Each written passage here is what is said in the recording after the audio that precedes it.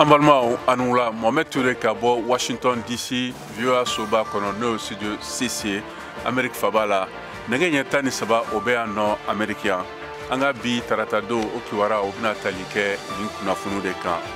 Pour Antige Bambali, Ana Kololo, Bomako Sigidala, Amina Sigidale, Fanaka, Hakilina Sora Kola, Amina Fana, Hakili Jagabo Kenny, Lakana,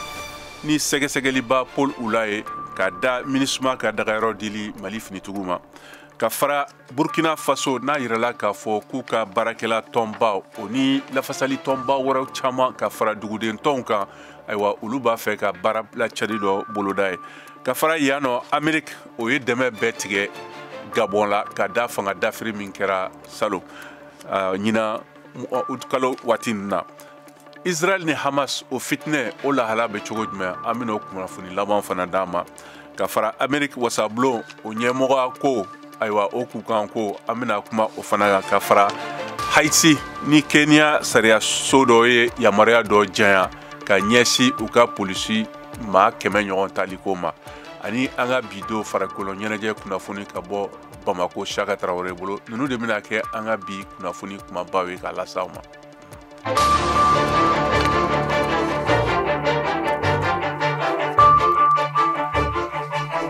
Bibina kurantige o koni boyena Bamako fo ka damatame ka fara barakedaw kan olu bɛ yɔrɔ la sisan bɛɛ haminen do kuranko na a kelen bɛ ka caman ka barako degun o hukumu kɔnɔna na VOA Bambara lasigiden min bɛ Bamako n'o ye Mariam Kuyate ale ni caman masalala a ko la an ka jɛ k'u lamɛn. Tiɲɛ do Mali la kurantigɛ o bɛ yen a bɛ san caman bɔ nga a ka kɛ kudayi jamanadenw bɛɛ lajɛlen ka jɛ ka kule ɲɔgɔn fɛ jagokɛla b'o la ekɔlidenw borola barakɛlaw biro kɔnɔ barakɛlaw misiri kɔnɔmaw fo ka taa se lapitaliso maaw ma nunu bɛɛ lajɛlen bɛ k'u dama kasi Mali jamana fantani nani bɛɛ lajɛlen kɔnɔ a bɛ waati bɔ ka da kurantigɛ banbali kan sabula maaw bɛ se ka lɛri 7 bɔɲɔgɔnkɔ kɛ ka sɔrɔ u ma kuran sɔrɔ Karim Diallo ale ye lakɔli karamɔgɔ ye sanfɛ kalanso la parce que cours n'y a ta lajɛ cours be dispenser courant de la micro la donc ne ko courant tigɛ o cours yɛrɛ fana jɔlen bon o y'a dɔ ye bon a dɔ fana ye juma ye tuguni an mago bɛ jɔ bagi kɔnɔ la kam tanga wari o ye wariw fana retiré bon ne courant fana tigɛra yen nɔ bon baara fana se ka kɛ an ka dɔgɔtɔrɔsow fana kɔnɔna la tuguni bon ne courant fana tigɛra vraiment banabagatɔw fana bɛ dugu quoi. Musa Kulibali mécanicien do ale fana b'i da don a ka gɛlɛyaw la ka ɲɛsi ni kurantigɛ banbali ma.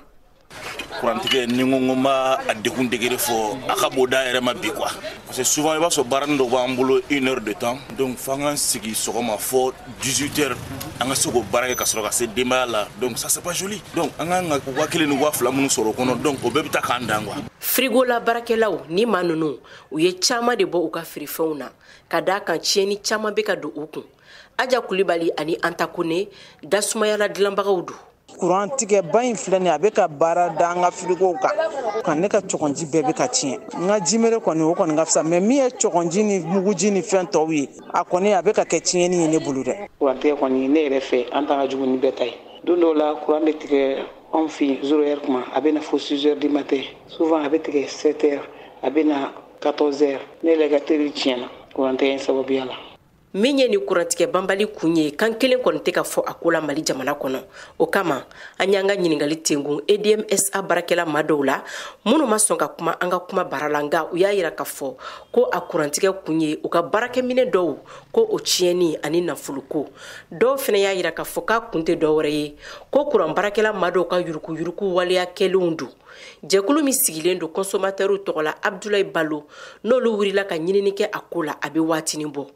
Ni ye suguba kɔnɔna ta k'a jate minɛ ni an ye 100 compteurs ta sisan nɔ suguba kɔnɔna na i b'a sɔrɔ sur les 100 compteurs mun ye paiement normal ye k'u bɛ facture sara normalement u ti sonyɛni k'a la te foyi k'a la a tɛ tɛmɛ 15 factures kan donc les 95 a bɛɛ bɛ branchement anarchique kɔnɔna na problème filanan o ye mun ye u nalen do ka na vol fana kɛ tuguni sonyɛniw fana kɛ tuguni compteurs la ka taa ni a ye zone non lotiw la ka sɔrɔ ka filuw sama ka taa. Ka kɛɲɛni ni kurantigɛ banbali ye Mali jamana kɔnɔ sifinaka caman bɔla o don bɛɛ daw kɔnɔ k'u ka nisɔngoyaw yira denmisɛn dɔw olu y'u ta kɛ dɔnkilida ye bɔlɔlɔsiraw kan yaasa faamaw olu ka se ka jamanadenw ka damakasiw lamɛn ka kɛɲɛni ni waleya ye. An sɔrɔla kuranko in na anw ɲanina kuranko in na ala mana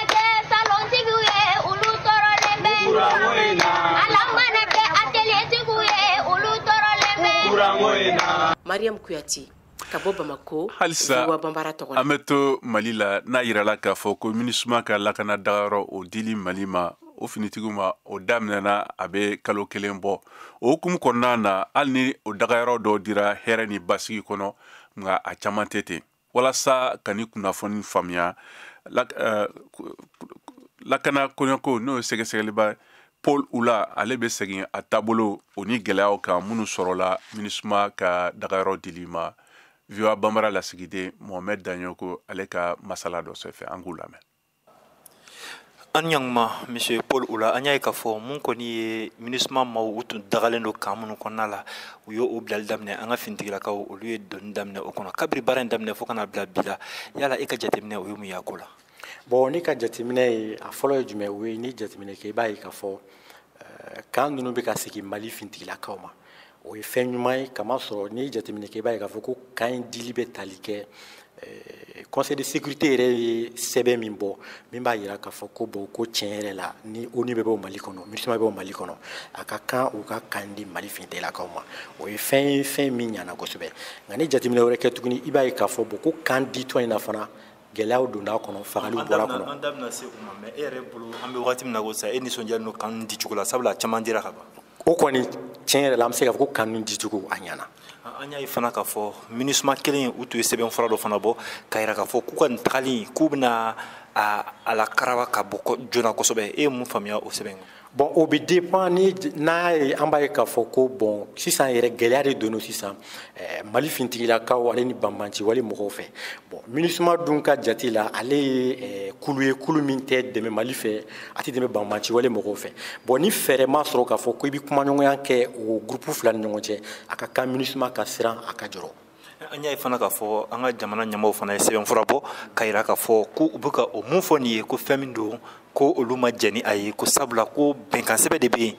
bɔ wagati o bɛ o kɛrɛnkɛrɛnnen don o kɔnɔ e ye mun faamuya o la. Bon ne ye min faamu o la o de ye k'a fɔ MINUSMA ka siran k'a fɔ ko ale bɛ fanga ale bɛ comment dirais-je ale bɛ kan to Mali ye ne yɛrɛ kɔni ka jate la o bɛ dépend contexte sécuritaire yɛrɛ la kamasɔrɔ contexte sécuritaire bi a man ɲi kosɛbɛ lakana taabolo kan bɛ yɔrɔ minnu na o yɔrɔ man ɲi mais fɛn min ye k'a fɔ ko Mali ɲɛmɔgɔw de ye k'a fɔ ko MINUSMA ka taga MINUSMA bɛ ka o fɛn min fɔ nin ye ko o ni sababa tɛ bɛn ne fana ka jate la o kuma in ni sababa fana tɛ bɛn. Kumakan laban na ni baara ninnu waleya jumɛn bɛ se ka sigi sen kan cogo min na an ka finitigilakaw bɛ se ka kan bɛɛ sɔrɔ o ni wagati kofɔlen ninnu kɔnɔ. Sisan an b'a ye k'a fɔ pour que Mali finitigilakaw ka se ka kan sɔrɔ ni MINUSMA ma kan di Mali finitigilakaw ma fɛn min b'a to Mali finitigilakaw bɛ se ka kan sɔrɔ o tɛ dɔwɛrɛ f'u ka kɛlɛ de kɛ o de bɛ ka jira sisan bon ni kɛlɛ dun kɛra a da bɛ goya banbanci wale mɔgɔw la bon ka kan minɛ o ye ko kelen mais ka kan fana maintenir o fana ye ko fila ye dɛ. Ne ma ɲa k'i bɛ kan minɛ i kan ka kan minɛ ka to yen nɔ ka mɛn ani tuguni bon Mali population mago bɛ fɛn minnu na i ka se ka o fɛn di u ma teliya la pour que population bɛ se ka danaya bɛ se ka sabati o ni finitigilakaw cɛ. An bɛ taa Burkina Faso n'a yirala k'a fɔ ko baarakɛlaw ka tɔnba n'o ye CGTB Confédération Générale des Travailleurs du Burkina Faso ani baarakɛlaw ka lafasitɔ misɛnmaniw caman ka fara dugudentɔw kan olu b'a fɛ ka lajɛ dɔ kɛ octobre kalo o tile 31 na walasa ka san 2015 wulikajɔ jamanadenw fɛ o ɲɛnamaya laɲini min ye a to Blaise Compaoré gɛnna ka bɔ fanga na an bɛ taa Burkina Faso Wagadugu kɛrɛnkɛrɛnna ni VOA Bambara lasigiden Kader Traoré ale b'a kunnafoni lakala ye ani a baaratɔn ninnu fana dɔ kumana an k'u lamɛn. Burkina Faso ngo baarakɛlaw ka fara ɲɔgɔn kan jɛnkuluba min tɔgɔ ko CGTB Fédération Générale des Travailleurs du Burkina ale ni syndicat jɛnkulu ɲɔgɔnna caman olu farala ɲɔgɔn kan k'o kanbɔ ko octobre kalo tile 31 natara olu bɛna wuli ka jɔ dɔ kɛ an min wele ko meeting yaasa ka se ka Blaise Compaoré ka san 9 fanga dafiri ɲɛnamaya ko insurrection populaire nka fasoden dɔw y'a yira ko ni syndicat ninnu ko politikimaw le bɛ o senkɔrɔma dɔndɔnna yaasa ka bɔ k'a yira ko o bɛn tɛ ni Ibrahim Traoré ka filacɛ fanga ɲɛmaaya ye Gaben Korbego min ye nin fara ɲɔgɔn kan jɛnkulu ninnu ɲɛmaa dɔ ye ale ko nin bɛɛ ye wuya ye an bɛ fɛ ka ko minnu san yɛlɛma ɲɛnamaya octobre kalo tile 31 natara olu ye ko barakamaw ye an ka jamana yɛrɛ taabolo kan insurrection populaire min ye Blaise Compaoré ka fanga gwɛn ka bɔ an ka jamana kɔnɔ san 2014 tɛmɛni o kɛra sababu ye k'a to ɲɛji ani joli de bɔnna misaliyala ni jugu wale min tugura fasodenw ka wuli ka jɔra o tun kɛra sababu ye k'a to maa 37 bɔnɛna o ni na ni maa ɲɔgɔnna 600 jogira faamaw yɛrɛ ka jateli la. Alimami Kaji ni ale ye dɔnkilidalaw ka fara ɲɔgɔn kan jɛnkulu ɲɛmaa ye ale ko olu bɛna o da la gwɛlɛya minnu kan o yɛrɛ ye jamana yɛrɛ ɲasira le ye i n'a fɔ nafolo sɔrɔko ani fasodenw yɛrɛ ka hɔrɔnya kuma an min wele ko liberté d'expression. Dugu in na dɔw bɛ taara kun fɛ a bɛ mɔgɔ minɛ na mɔgɔ t'a dɔn tun bɛ kari min na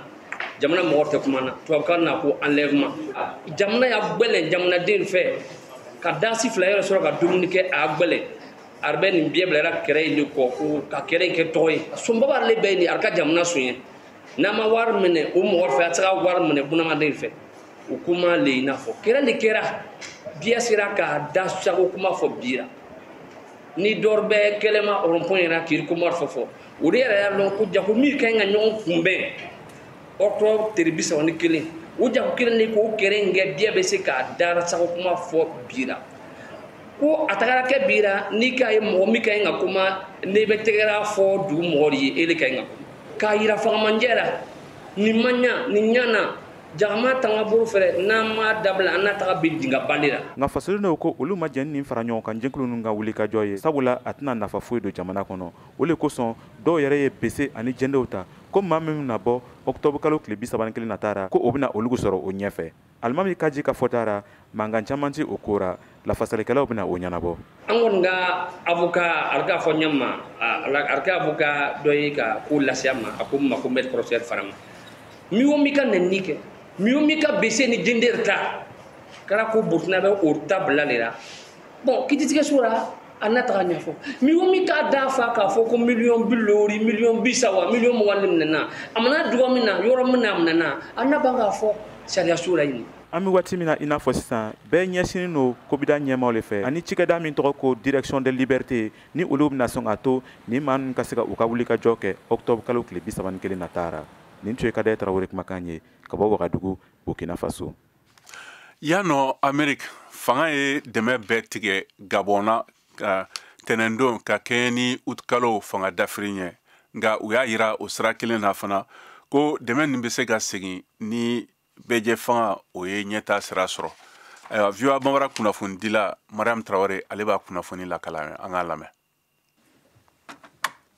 Washington min tun ye a ka kɔkan dɛmɛw bɛɛ lajɛlen tigɛ septembre kalo laban waati ye kunnafoni kɛrɛnkɛrɛnnen dɔw di min bɛ fanga d'Afrique kɔn Gabon jamana kan. What we will continue to do with respect to this question is focus on getting humanitarian assistance. U y'a yira ko nin ye Ameriki ka sariya taabolo dɔ ye ka dan sigi u ka kɔkan dɛmɛw la baɲumankɛ sira fɛ n'o bɛ wele ko aide humanitaire nanzarakan na. An bɛna nin dɛmɛ ninnu lasegin ka fara an ka baara sira wɛrɛw kan ani furancɛ fanga ɲɛmɔgɔw cɛ min bɛ se k'a to bɛɛjɛ fanga u ka sigi sen kan n'o ye régime démocratique ye. Nin kɛra Ameriki jamana ka département d'état u kumalasela ka laseliw ye n'o ye Mathieu Miller ye. États-Unis jamana bɛ kɔkɔrɔdonni kɛ ka taa Gabon jamanadenw ma u ka hakilinaw bɛɛjɛ fanga kun kan basigi ani lakana kɔnɔna la a ye min fara kan. Utu kalo tile 30 san 2023 Gabon jamana finitigiw ye jamanatigi kɔrɔ Ali Bongo Odimba ale ka fanga dafiri san 14 fanga maralen kɔfɛ a fɛ. Ni fanga dafiri in kɔnna kosɛbɛ duniya jamakuluba communauté internationale fɛ. Kunnafoniw dilen kɔfɛ k'a fɔ ko jamanatigi kɔrɔ Ali Bongo Odimba de ye sebagaya sɔrɔ u ka jamanatigi sigi kalata la min la gosira kosɛbɛ u ka fanga sinamatɔn fɛ. Gabon ye nafolotigi jamanaba de ye tajiko nasiraw fɛ. Jamana min tun tɛ États-Unis jamana ka kɔkan dɛmɛw sɔrɔ kosɛbɛ ka tɛmɛ jamanatɔw kan i n'a fɔ Niger olu minnu fɛnɛ ye fanga d'Afrique kɛ juillet kalo o laban waati la. Gabon u ka jamanatigi dangankura Raymond Danko Sima ye welekan bila k'a bolokɔni turu danfaraw kan min bɛ tali kɛ fanga d'Afrique ko kun kan. A y'a da kan k'a fɔ ko Gabon jamana finitigiw ka wulikajɔ walasa ka se ka fanga d'Afrique kɛ kun dɔ kɛra walasa ka se k'u ka jamana kisi kɔlɔlɔ gɛlɛya ani maloyako caman ma ko min tun bɛna da bolo fila dali la u ka jamana fanga kan n'a yɛrɛ y'a wele a ka fɔcogo la ko hold up électoral. A ye nin kunnafoni ninnu lase duniya kelenya tɔnba Nations Unies ka lajɛrɛba kɛnɛ kan septembre kalo tɛmɛlen.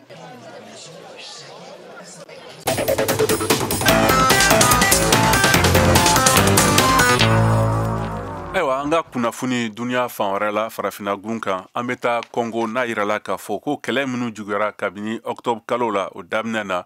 M23 murutilen ni fanga dɛmɛbagaw cɛ Congo kɔrɔyanfan fɛ o gɛrɛla tarata don ni kilomɛtiri 20 ɲɔgɔn na Goma duguba worodugu fɛ. O y'a jira ko sɔrɔyɔrɔ bɛɛ bɛnna ɲɔgɔn ma. Lakalitɔn dɔw y'o min fɔ, ayiwa n'a tɔgɔ ma fɔ AFP ye ko kɛlɛ bɛ Kimbumba kabini bi sɔgɔma. Forobala sɔrɔdasukuluw bɛ ka marifaciw dabila bonya min ɲinɛna marabolo la cɛsiri fɛ, nga seerew ko sɔrɔdasiw ni faso kanubagaw bɛ ka kɛlɛ kɛ ɲɔgɔn fɛ. M23 kama murutili minnu daminɛna Rwanda jamana fɛ ka kɛɲɛ ni kunnafoni camanw ye. Mauritanie jamana na a yirala k'a fɔ ko jalakibatɔ n'o ye procureur u ye san 20 kaso ɲini jamanakuntigi kɔrɔ Mohamed Abdel Aziz fɛ min tun bɛ kiiri tigɛ kabini janvier kalo o tile o san 2023 la Nouakchott ka sababu kɛ k'a y'a ka fanga tiɲɛ walasa ka nafolo camanba mara.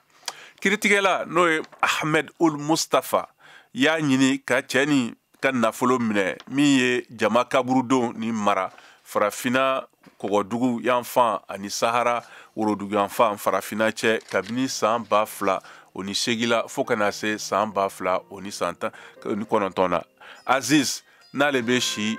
66 la y'a ɲininiw mɛn ka ma sɔrɔ a ma jɔrɔ a ko la.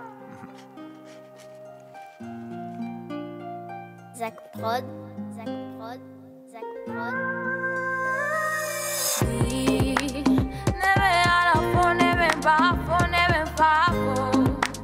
Kasoma ufo kakoro ufo kademba ufo kangafan ufo kanyere ufo ufo adamade kite foye mogoko nigara penye kananyina moko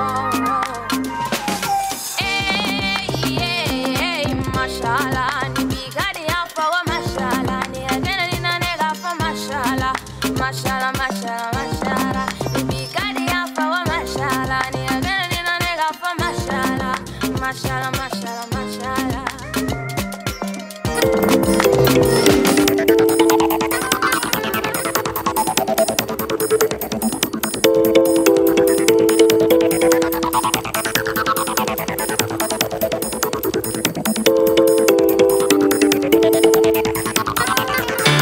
VOA Afrique ni VOA Afrique ye buna adamadenw lafiyara kunnafoniko la.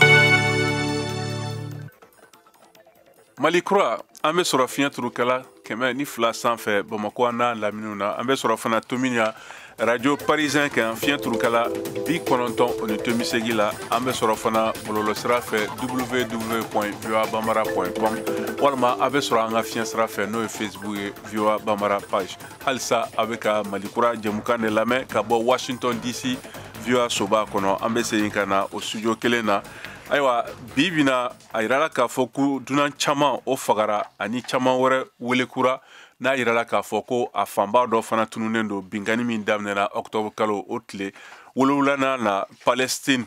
silamɛtɔn Hamas fɛ Israel kan. VOA Bambara lasigiden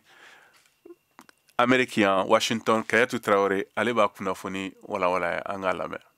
A ka ca ni mɔgɔ 1000 minnu fagara Banisirala dugukolo kan Hamas mɔgɔw fɛ n'a a mɔgɔ fanba bɛɛ lajɛlen tun ye sivilu ye maramafɛnw donna minnu na ani minnu ɲɛnamaw jenina fo ka taa se saya ma ani bin kɛra minnu kan ni fitinɛ ni daminɛ don fɔlɔ la Gaza Banisirala marabagaw ka fɔ la. Hamas mɔgɔw ye Banisirala ani jamana wɛrɛ jamanadenya bɛ minnu bolola la 220 ɲɔgɔnna weleku Banisiralakaw ka fɔ la. Bande Gaza la Palestine mɔgɔ 5800 ɲɔgɔn minnu fanba bɛɛ ye sivilu ye fɛnɛ fagara bombardement kɔtigɛbaliw senfɛ minnu kɛra kɔsegina Banisiralakaw fɛ Hamas ka kɛnɛya kotigiso min bɛ Gaza ka sɛbɛntiyali la. Banisiralaka mɔgɔ 200 jamanadenya wɛrɛ bɛ minnu bolo ka fagaliw sɛbɛntiyara u ka duguw fɛ waati min na mɔgɔ fagataw jatew bɛ kan ka bɔ AFP kunnafoni dilaw ka fɔ la. L'Amérique masayaso Maison Blanche a sɛbɛntiya k'a fɔ ko l'Américain 31 nin tora a taabolow senfɛ wa ko 13 ɲɔgɔnna fɛnɛ b'a la ka ɲini halisa. L'Amérique président Joe Biden ye a sɛbɛntiya k'a fɔ ko Américain Américain caman be an ma se ka mɔgɔ wele kelenw na u ye l'américain muso dɔ a n'a denmuso labila juma tɛmɛnen na minnu tun be mɔgɔ wele kelenw fɛ duniya keleya tɔnba ye wele bila baarakɛɲɔgɔnya ɲuman kɔnɔna la minnu be kan ka don ni dɛmɛ nunu ye ne sinsili ye a kan k'a fɔ ko ni dɛmɛ fitini minnu na a be kan ka don bande gaza kɔnɔna na bɛɛ ye magoɲɛfɛn fɔlɔfɔlɔw ye i n'a fɔ balo ani furakɛli minɛnw ye.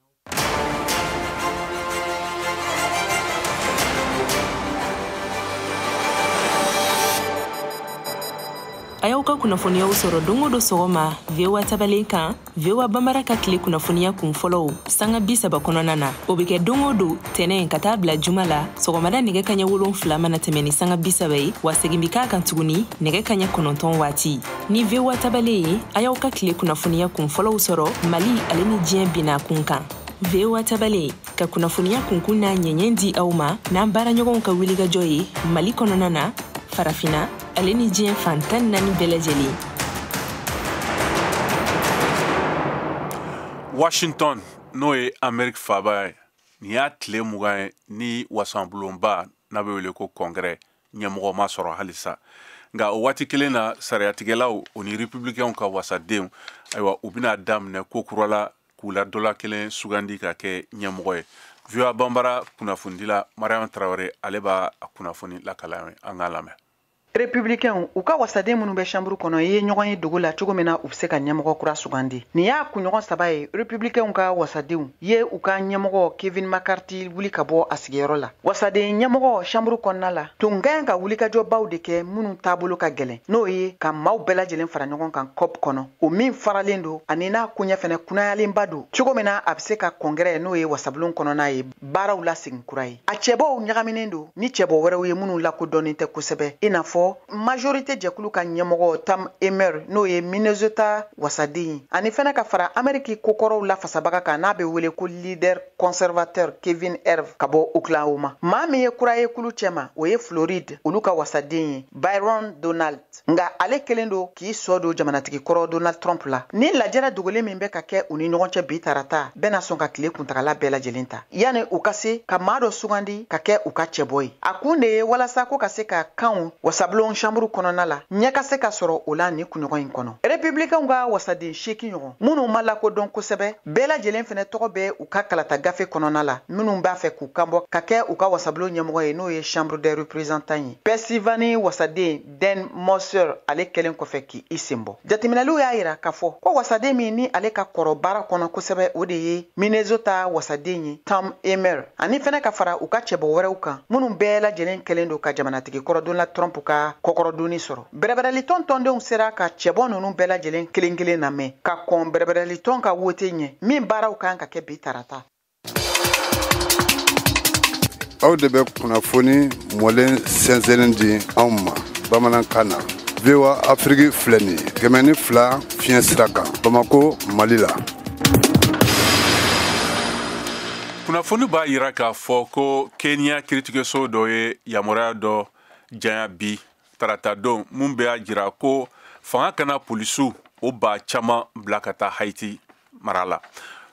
polisiw ye duniya kelen tɔn ka baara dɔ ye walasa ka Caraïbe o jamana gɛrɛntɛ ni gɛlɛn ni lafiya VOA Bambara lasigiden olu kunnafonidila ka bɔ Washington DC Kayatu Traoré ale b'a ɲɛfɔ ɲɛna an k'a lamɛn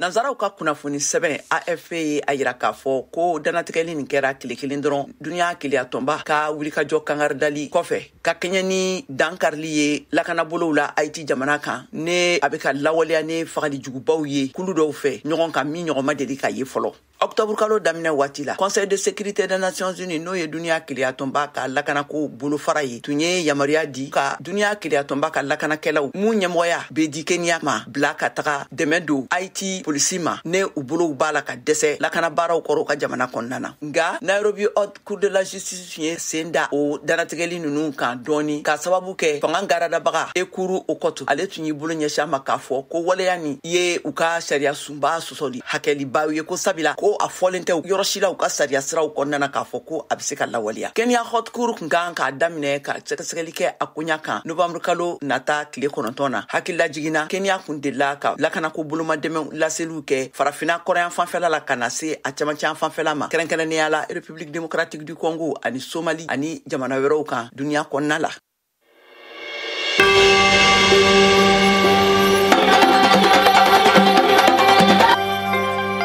Ne Janaba Lobo Traoré ka bɔ Kayi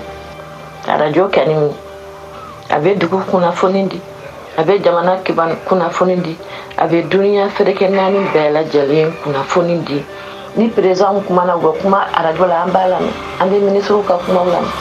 an bɛ kuma bɛɛ information bɛɛ sɔrɔ à travers la radio.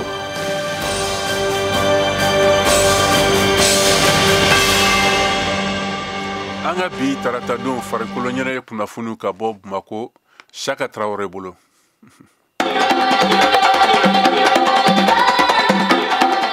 Sénateur buna gun kan farafina ɲɔgɔn kunbɛba n'an ko CAN Coupe d'Afrique des Nations san wɛrɛ 2024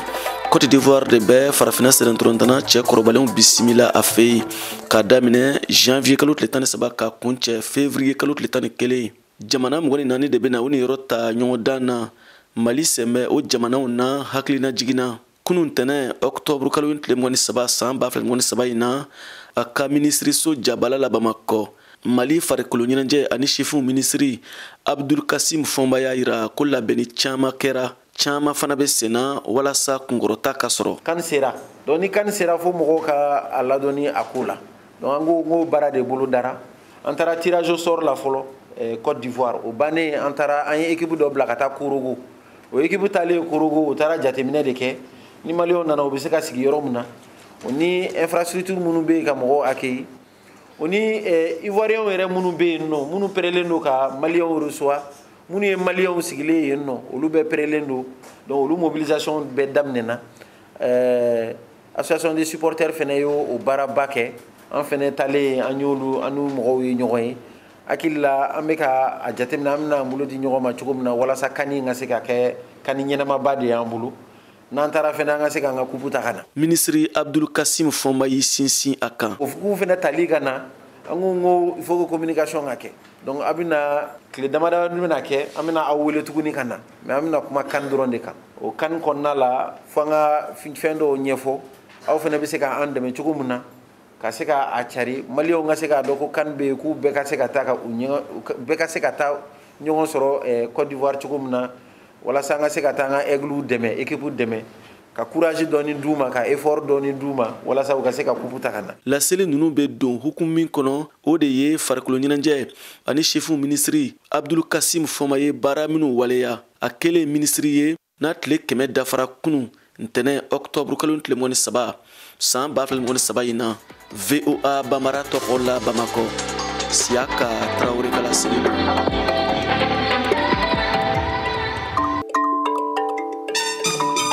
waleya minnu bɛ se ka Mali jamana dɛmɛ bi k'a ka ɲɛtaga sabati kuma ɲɔgɔnya ye o dɔ ye o de kama an b'a fɔ jɛmukan lamɛnlen don ka kuma gɛlɛyaw kan i n'a fɔ baarako gɛlɛya i n'a fɔ yurukuyuruku musow jɔyɔrɔ ko Mali ɲɛtaga la sibiri o sibiri nɛgɛ ɲɛ 17 ka se nɛgɛ ɲɛ 18 ma aw ye VOA Afrique lamɛn fiɲɛ turukala 102 sanfɛ Bamakɔ a n'a lamini na VOA Afrique.